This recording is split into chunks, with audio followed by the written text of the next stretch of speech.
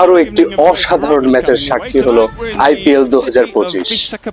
অসাধারণ এক কামব্যাকে আশুতোষ শর্মায় ভর করে লাস্ট ওভারে 1 উইকেট হাতে রেখে অবিশ্বাস্য এক জয় পেল দিল্লি ক্যাপিটালস। প্রিয় দর্শক, ওয়েলকাম করছি Cric Pick presents IPL post match রিক্যাপে। এক দারুণ চেজে লখনৌ সুপার জায়ান্টসের সাথে 1 উইকেটে জয় পেল দিল্লি ক্যাপিটালস। শুরুতেই টসে জিতে বোলিং করার সিদ্ধান্ত নেয় দিল্লি ক্যাপিটালস।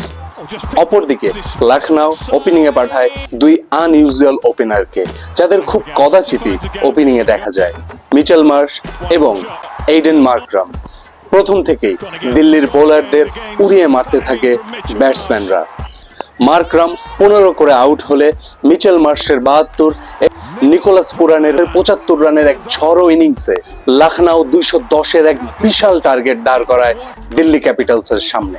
টেইল এন্ডে 27 রান করে তাদের সঙ্গ দেয় ডেভিড মিলার। প্রতি উত্তরে ব্যাটিং এ নেমে প্রথম 7 রান করতেই 3টি উইকেট হারায় দিল্লি ক্যাপিটালস।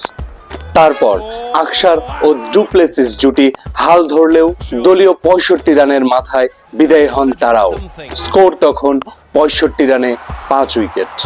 ঠিক তারপরেই দূত হয়ে আসেন আশুতোষ শর্মা।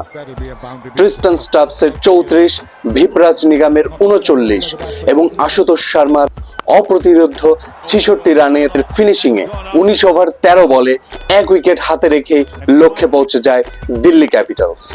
এক অসাধারণ ফিনিশিং আশুতোষ শর্মার দ্বারা ম্যাচ সেরা হন তিনি। দর্শক, জমে উঠেছে আইপিএল। 2 মিনিটে প্রতি ম্যাচের আপডেট পেতে চোখ রাখুন ক্রিক পিকের পর্দায়।